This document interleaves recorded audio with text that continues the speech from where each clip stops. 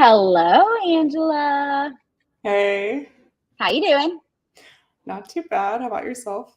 Not too bad. My face is getting a little bit flushed. It's been a little while since I've done one of these, so I'm excited to be back and shake my nerves off a little bit. Well, I'm right there with you. Yeah, it has been a minute since you joined us. I think the last time you came on with us was when we talked about integrations and webhooks. Yeah, it was a long time ago. It was Yeah, it's been a yeah, few months for sure. like last For year. sure. Well, I am excited to kick off our very first Give Live of the year.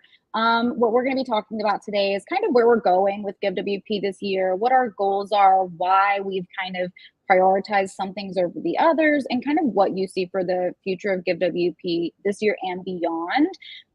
So, for those of you that have not met me before or been in a Give Live with us before, I'm Camber and I work in product marketing at Stellar WP, where my main focus is on Give. As a product marketer, I work super close with Angela and we talk about the different enhancements that we're going to make to our product and how we're going to share those with you. Angela is our product owner and she works also very closely with developers and designers to prioritize new features and enhancements that are going to benefit y'all. So she's pretty dedicated to making it easier for y'all to get more donations. And she also, of course, wants to ensure that GiveWP continues to be the most valuable fundraising solution for you and all of our nonprofit users. So before we get started, I want to do a couple of quick housekeeping notes. This is being live streamed, but it will be available for immediate consumption as a replay as soon as we end this. And we will also do a Q&A at the end. Feel free to drop your questions in the chat right now, and we will come back to those at the end. Just remember that we are not going to be talking about release dates or anything set in stone as far as like when these things are coming. If you know anything about product development, there's always a little bit of like wiggle room. So we don't like to say dates. So just keep that in mind when you're asking questions or anything like that. But we are going to get started. So like I said, Angela, we are talking about what lies ahead for 2024. But before we kind of get into that, I really want to make sure that we talk a little bit more about what it is that you do as product owner. So obviously in my little spiel before, I kind of just gave a brief overview, but I would love it if you could just elaborate a little bit more about what you do at Give and kind of how your role impacts the way that we make GiveWP better for everybody. Yeah, absolutely. So, as the product owner, my primary purpose is to organize and prioritize the work for development. So, it makes sure that we're all moving in the same direction and that it's the right direction. So, I'm going to tie in, the work that we decide to do. We're going to focus in on our goals as a company and also the customer needs. And Mm-hmm. as part of that, I really need to be that connector between the customers and our development team Mm-hmm. who, does not get to speak to customers on a daily basis. So I'm definitely like looking at all of our feedback sources, touching base with the support and success teams, making sure that we're doing it for the right reasons, right? Mm-hmm. That people are actually asking for these things and Mm-hmm. just really getting to focus in on prioritizing the right work at the right time. Yeah, absolutely. We're going to talk about this a little bit more in detail towards the end.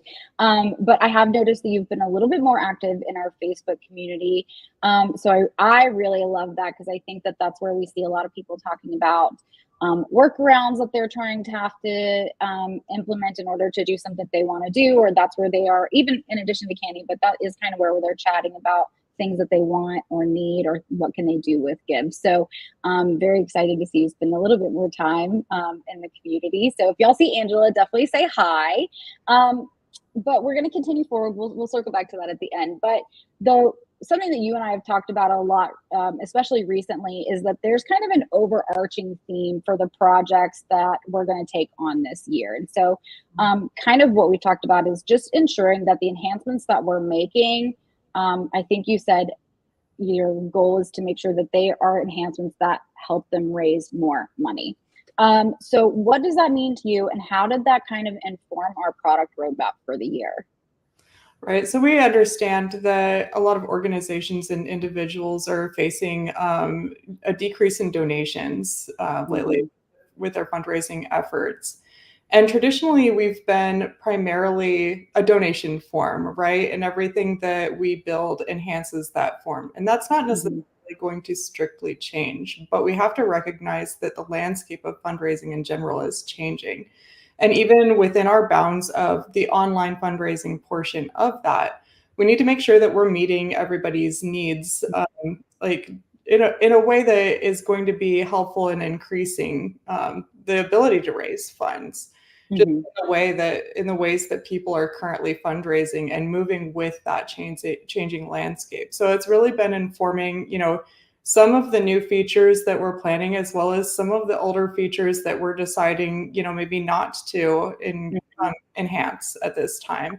And if the landscape changes, then of course that plan changes. Yeah. So yeah, just one of the big things, and I think you plan on mentioning this here in a little bit anyway, but one of the big things we noticed is a lot of people are doing online fundraising for events. So Hmm. that's one thing that has definitely come up in some of the other requests that we've seen on our forums, on social, have been informing us on the different ways that people are fundraising versus Hmm. the simple donation forms of the past. Yeah, absolutely. And we actually, events is the first thing that we're going to talk about. Actually, it's something that I, as a product marketer, have been begging for for a really long time. And something that I think our community has really wanted for a really long time. I do think, in my conversations with customer service and success, that is something that we hear quite a bit is that, people are leaving for platforms and services that do allow them to hold events. So, kind of tell me why events got prioritized this year over years prior. I do believe it has something to do with 3.0. Mhm. And then also kind of like what we're hoping our initial events product is kind of going to look like. Sure. So yeah, 3.0 was a huge part of it, and the Mhm. forms are so much more versatile. So since everything definitely has to operate through the forms at some point, that's a primary piece of our product, right? That's the focal point. Mhm. We needed the forms to be flexible enough to handle anything we might want to add to them. So that was Mhm. a huge piece of it. It was also taking us a while to find that threshold where, fundraising meets events, right? So at what point are we a fundraising platform versus an events platform? And we didn't want to sort of overstep that bound and open us up to an entirely new purpose. Our purpose isn't organizing events, it's Yeah. online fundraising. So finding that sweet spot there where we're trying to provide enough of those features to make it useful to people who are Mhm. fundraising online, but also say, okay, there's a point at which we're not doing events specifically. That's not us. So Right. So we're not necessarily, when we're talking about events, we're talking about the ability to like assign a ticket type donation versus like our dashboard is not going to support like organizing an event per se.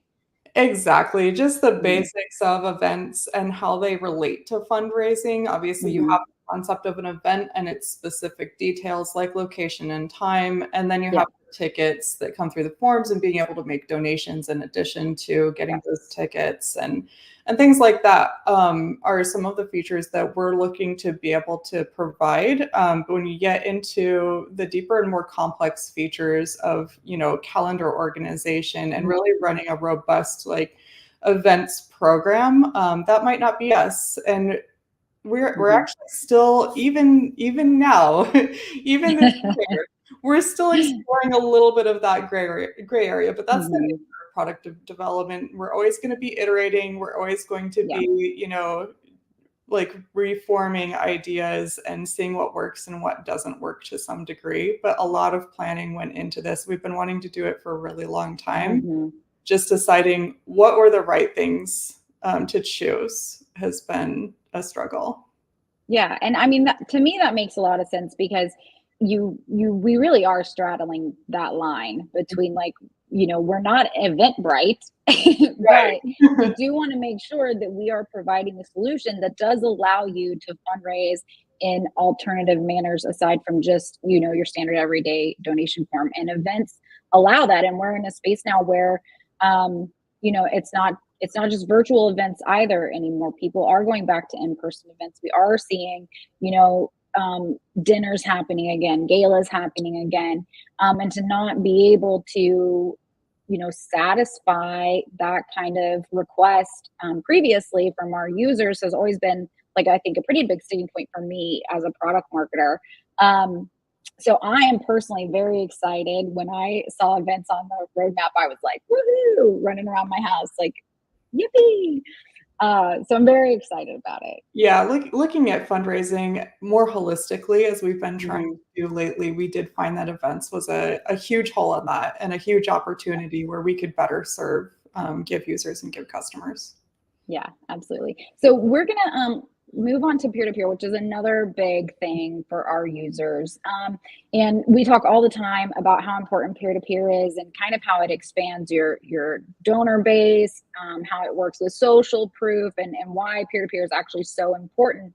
To, you know, you don't have to use it all the time, but initiate a peer to peer campaign, you know, at once a year or something like that, because it does really, you know, broaden your base and allow people who may not know who you are to kind of learn about you, because they're learning about you from the fundraisers that are championing your organization. Mhm. So I do know that we have some enhancements planned for the peer-to-peer solution. So let's talk about that a little bit. What is that looking like?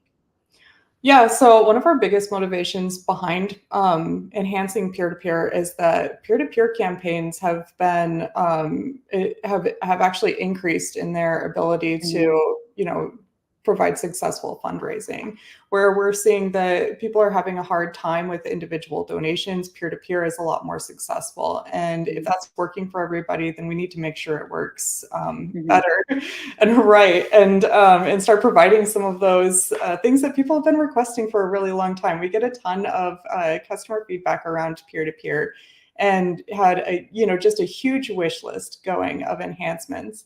And part Mhm. of this ties in with 3.0 as well, where we enhanced the form editing experience with the visual form Mhm. builder. We're also looking to enhance the campaign experience for peer to peer and make it a lot more customizable. So you're not only going to be able to use those visual builder forms with peer to peer, you're also, we're looking to make the campaign as customizable as possible so that you can Mhm. control how you present information and how you tell your story for your fundraising campaigns, because it's a huge component of turning interested people into actual donors and fundraisers, and getting them interested. So yeah, just motivating people to take action. You have to have control of your own Yeah. story, and that's what we're interested in providing. Another enhancement that we're looking at as well is seeing how we can offer maybe like registration fees. People have been asking for Okay. those for quite a while. If we're talking about fun runs and things like that, Mhm. huge peer-to-peer opportunities there. But how do you collect the registration fee? It'd be nice to do that right Mhm. as your fundraiser is registering. So yeah, so those are some of the features that we're looking at providing. There will be a few others. Like I said, or like you said, we're not going to say when, but we are Yeah. actively working on these things. And I Mhm. can't tell you what the solution is going to look like until we're ready to present it. But I'm really excited about how customizable peer to peer is going to be, and what opportunities everyone's going to have to be able to raise more money that way. Yeah. So I want to circle back to what you were talking about when you mentioned registration fees. So just so I understand correctly, you're talking about, for instance, an organization is doing a 5K.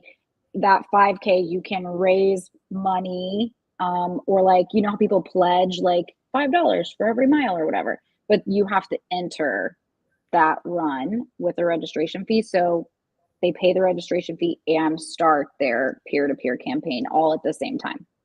Yeah, that's what we're looking at. Mhm. Essentially, that's right. So if you think of something like a color run or something, and somebody Mhm. has to pay a certain amount of money, and part of that is because maybe they get a T-shirt for Right. participating or something, and it sort of allows you to raise money not only from the people who are supporting the person raising the funds, but also from the person who is intending to participate in that activity Okay. as well.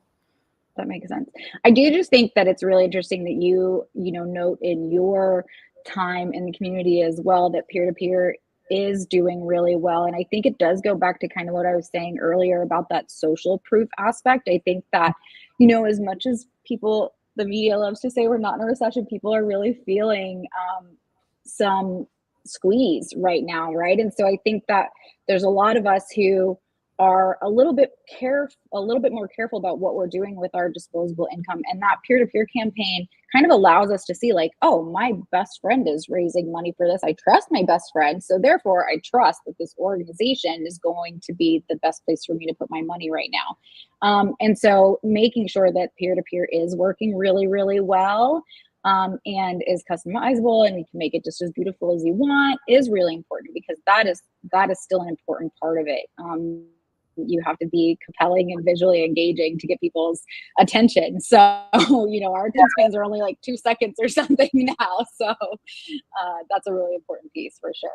Yeah, in this economic environment, when you're facing people, struggling to make their bills and everything, being super Mhm. conscious about where their money is going, you really have to lean into the things that work, and peer-to-peer works. So that's Yeah. where we're at.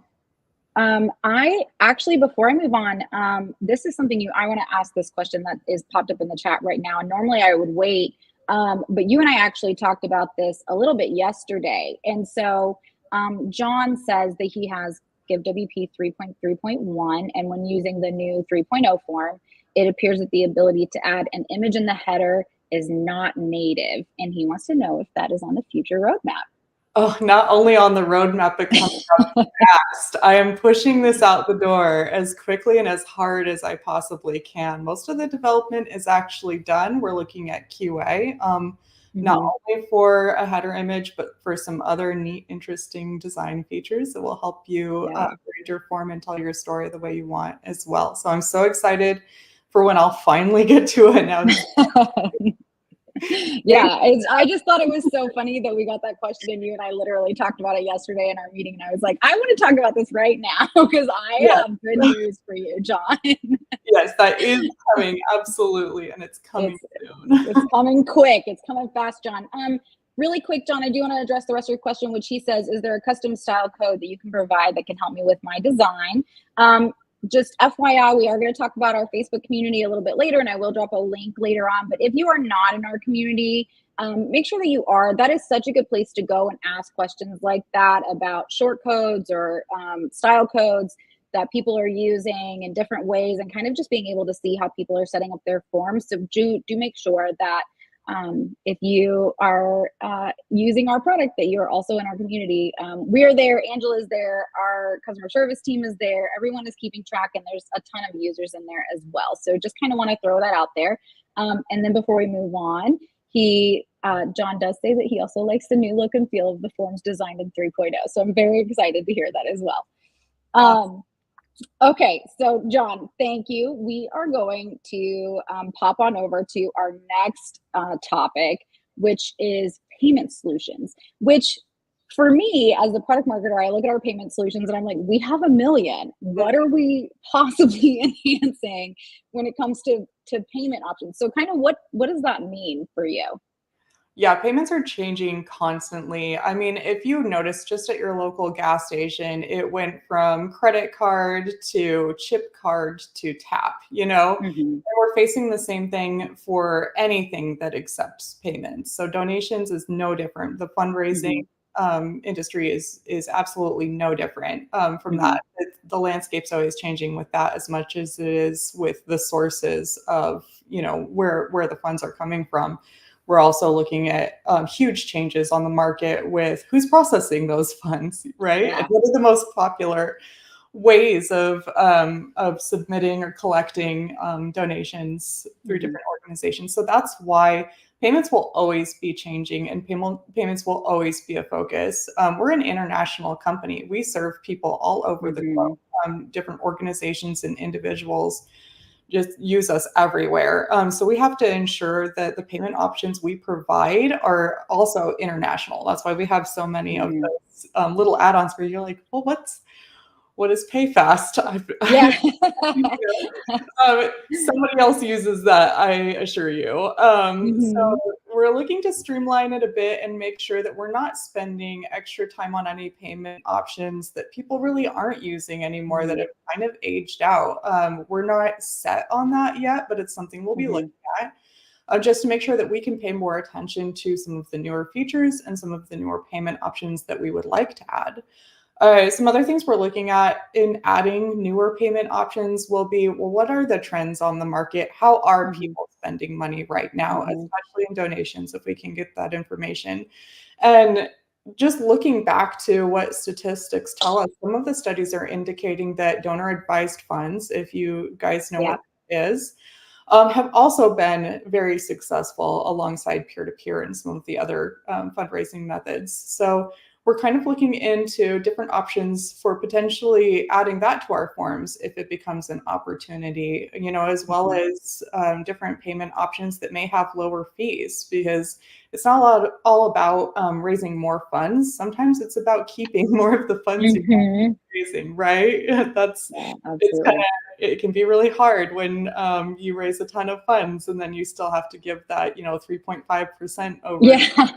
That Yeah, right off the absolutely. top, they just take it right off the top. Just take it. You can't even, like, try to keep it. It's gone before you even know it was gone. Right. So it's hugely important to us to ensure that we're providing the options that people who are Mhm. fundraising internationally need, the options that match, how donors are donating these days, Mhm. and that also enable organizations and individuals to keep more of those funds once they are Yeah. raised. Absolutely. Stop me if I'm asking too specific of a question, but I know that there are some other platforms that have a branded payment option. Is that something which by that a branded API? By that I mean like it would be your own our own API. So I know, for instance, GiveButter has their own payment API. Is that something that we're exploring? We do have conversations around that right now. I won't make Mhm. any promises as to whether or not that's going to be a future option. Yeah. But just like everyone else, we are all considering this. Yeah. And that ties into lower fees. So, one of the things Yeah. you can do when you have your own payment method or your own payment option is that you can sometimes, control what those fees are. Mhm. So that's something we've been exploring. We'll let you know when we have any Yeah. solid plans as far as that goes. We may not ever, but it's always, an option that's on the table for anyone Mhm. who works in either the e-commerce or fundraising space. Yeah, absolutely. So the other thing that I want to just really quickly touch on, since we are on the topic of payment options, is that last year when we rolled out 3.0, that also included the Stripe payment element, which I just want to note for everyone watching, that includes a ton of different payment options for people who are using that Stripe payment element. So that means there are options for a traditional credit card payment. That means there are options for you to pay with Venmo, with Cash App, with Apple Pay, with Google Pay. And we are finding more and more. And what I thought was particularly interesting, especially over Giving Tuesday this year, is we pulled the data and we were able to see that there was like a 300% increase or something in people using those mobile payment options. So, though we, are not 100% sure what we're going to be doing with payment gateways and payment options, I do think that we have always kind of been really good about making sure that we are kind of putting these options in so that you can always, always, always, I always say meet your donor where they are. So if they're giving from their phone and they really want to use Apple Pay and that's the easiest thing, which not for nothing, I don't keep my debit card on me ever and I pay with Apple Pay all the time on my phone. So um, I think that we are pretty good about making sure that we have, various options that we see kind of trending out there. So Yeah. I'm excited to see what else comes out with our payment solutions. Yeah, we're continuing to move towards that this year as well. Last year, we put a lot of focus on not only the mobile payment options through Stripe Payment Element, but also getting a better connection with the Hmm. PayPal donations. So you've Yeah. seen that option as well. You can actually, so we were talking about mobile payments, but instant payments are also a huge thing, and you can use Venmo Mhm. through PayPal Yep. donation. So just being like able to enable people to use the more convenient payment methods that they're used Mhm. to is going to be huge, and we're Yeah. looking more toward that as well. Yeah, absolutely. So, we are kind of creeping up on our time limit here. So, I want to kind of move past our specific plans for a little back, bleh, for a little bit and circle back to the beginning and kind of talk about how we decide what gets prioritized and what doesn't. And I don't mean from a like back end perspective, right? I'm talking about like how we prioritize user feedback to determine what products and enhancements that we are going to focus on. So you've mentioned to me that you want to focus this year a little bit more on listening, which we have a great team of customer support and success experts who are incredible at their job. We have the community that I mentioned before. And we have Canny, and I will drop all those links in the chat so everyone can see them if they have it. But what does it mean to you as a product owner to make sure that we're listening more?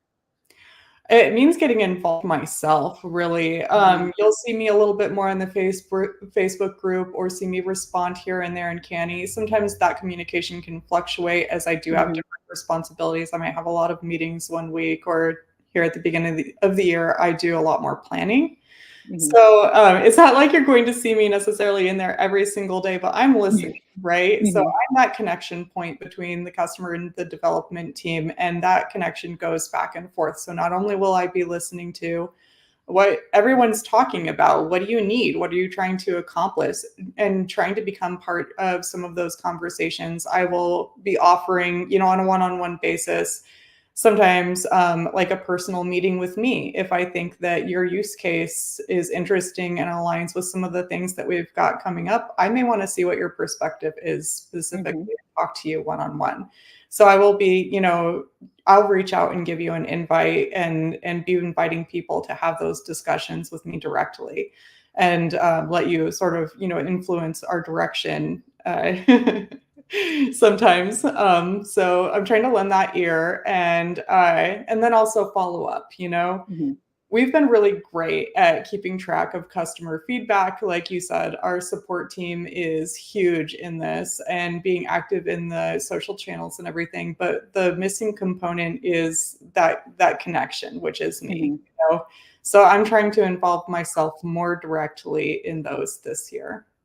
Yeah, I love that, and I know we talked about in the beginning, I'm very excited to see you kinda, put your presence in a little bit more, some of these groups and things like that. I'm very excited about that. Something that I do wanna talk about, from a, feedback perspective is I want to really stress how much we believe that feedback is important, not only to our product release processes, but just enhancements and fixes and knowing how you're feeling and knowing how you're using our product is also very important to us. And I do feel like sometimes people just don't believe that a company actually is prioritizing their feedback, so they don't give it.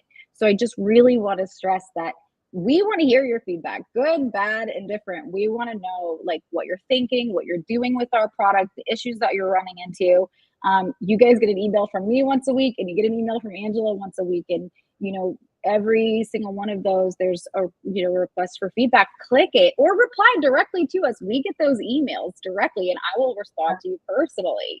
So I just really want to drive that home is that you know we really do listen and we do want to know what you're thinking, what you're feeling, how we can help you even more. So just something to kind of consider. It's not going to be, it's not going to fall on deaf ears for sure. One of my favorite actually emails I got one time is someone responded directly to my newsletter and I responded back and she was like, "Oh, Camber is a real person?" And I was like, "Yes." If it was a fake person, I probably would have gone with like Ashley or something, but that is really me. So that always made me laugh. So I just really wanted to take a minute and stress that. Yeah, I think we've always been really good at listening to feedback. What piece has been missing there has been showing you all that we're listening to that feedback, Hmm. right? What's the evidence of that? Or, when you see things that you've posted in our feedback board still sitting there and maybe not worked on, and you don't know why it wasn't worked on, it's Mm-hmm. hard to believe that we're actually listening. And the fact is, we may have chosen not to work on that because we chose to work on something else, or we had a better solution to that problem. Mm-hmm. We didn't communicate that to you. So that's what we're going to be working on doing better. Yeah, absolutely. So we're gonna take. We don't have a ton of questions. Lisa did let us know that chat was disabled on YouTube for some reason. I will have to look into that. I'm sorry to anyone watching on YouTube who is not able to chat. That's very strange. Thank you, Lisa. If anyone does have questions, hop over into our Facebook group right after this. You can ask there. We will definitely answer any of those questions that you weren't able to add in the chat, and I will look into why that chat was disabled. I'm extremely sorry to hear that. One question that we do have is from Matthew, and it's not necessarily about anything we've talked about today, but it is obviously asking about what our plans are to address a situation. So Matthew says that they would love to use the new payment methods found inside the Stripe payment element, but currently donations don't record which method is being used. So they say that they cannot use 3.0 without knowing which payment method is used, and if they want to know if there are plans to address that. Yeah, so it can be a little bit difficult when we're talking about Stripe payment element. Essentially, what we're providing is a connection to Stripe and all of the payment methods that they provide without having to provide a connection to each of those individual payment methods ourselves. Mm-hmm. Without that connection, it can be really hard to do things like record which method is used for a donation Mm-hmm. when it's just basically been sent through Stripe. So we may only know that it went through Stripe. Is there a way to do that? Is there a way to get that information? It's possible, but it's not something we've been asked for or explored at this point. If we have been asked for it, it might be on the customer feedback board if you've posted it there already, and I maybe just haven't seen it yet. So if anybody wants that, please go vote for it. I do regularly look at that. Just because I haven't seen one specific issue or something doesn't mean I won't ever see it. The more Mm-hmm. votes it has, the more likely it is to hit my eyes. So, Mm-hmm. so yeah, it's something we could certainly consider. I just don't know how possible it is. That'd be more of a developer question there. Yeah, that's fair. So Matthew, I know that that doesn't probably make you super ecstatic to It hear, was but just money. definitely. Sorry. But Matthew, please, please, please, if you're a part of our Facebook group, I think one of the best ways that you can use that Facebook group is when you have a need and you are curious if other people are also experiencing that same kind of gap in their solution, go in that Facebook group and say like, hey, I really would love it if I could use Stripe payment elements so that I could segment my users based on who pays with a credit card, who pays with Venmo, and then I can target them specifically, or whatever your use case is. That's just the first one that comes to mind for me. Hop in that group and see if there are other people who are feeling that same gap. And then what you can do from there is if you already put it in Canny, or if you haven't put it in Canny yet, you can really encourage those people to go into Canny and let us know there also that that is something that they're really looking for. Use your community. That's really what they're there for. I mean, you guys are all in, collaboration together. And at the end of the day, we are listening and we are trying to make sure that the products and the enhancements and fixes that we are providing are things that are going to impact, a portion of our users. So, Matthew, just try to rally your community around what you want, and maybe that will get a little bit higher up on our prioritization list. Not to say that it's, not something that we're considering or that we couldn't do. But yeah, just something to Yeah. think about. So If you post that in Facebook, then I can tag our director of engineering, Jason, and yeah. on the feasibility of that. So definitely post there so I can tag him and get him into the technical Mhm. side of that conversation. Yeah, absolutely. Jason, if you're watching, so sorry that we just told everyone we are going to ping you in the Facebook group, but he loves interesting problems like this. He loves yeah, it. absolutely. Angela, I'm going to record this for later, but Matthew does have a Canny request already. So I will just make sure that I get that over to you in Slack afterwards so you can have a look at it. So Ron wants to know, oh, okay, this is a question I can answer. So Ron, his question is if it's possible to have his website reviewed to see if I am maximizing see if he's maximizing the use of GiveWP. And Ron, we actually do, if you are a plus pro or agency plan holder, we offer a 30-minute website audit.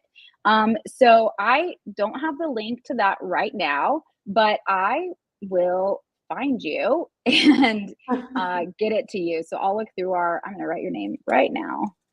Ron, do you have a organization that you are affiliated with? If so, please drop it in the chat. But we do offer a website fundraising audit. And so what that means is that you will work with someone on our customer success team, and you'll select some areas that you're interested in knowing more about. And then that customer support person, in conjunction with you, will kind of walk you through where maybe you have some opportunities, what your strengths are, and kind of how you can, like you said, maximize the use of GiveWP, but also just how you can maximize marketing in general, how you're talking to your donors, where you should put a donate button, those kinds of things.